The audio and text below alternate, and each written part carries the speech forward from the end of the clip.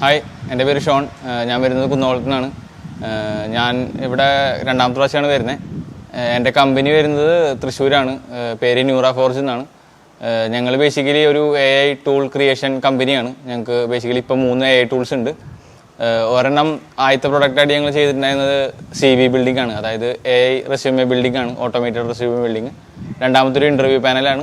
മൂന്നാമത്തെ ഇപ്പോൾ ഒരു ചാറ്റ് ബോട്ട് ബിൽഡിംഗ് ഉണ്ട്. അതായത് ന്യൂറ ചാറ്റ് ബോട്ട് എന്നാണ് പേര്. അത് പബ്ലിക്കലി ഇപ്പോൾ അവൈലബിൾ ആണ്.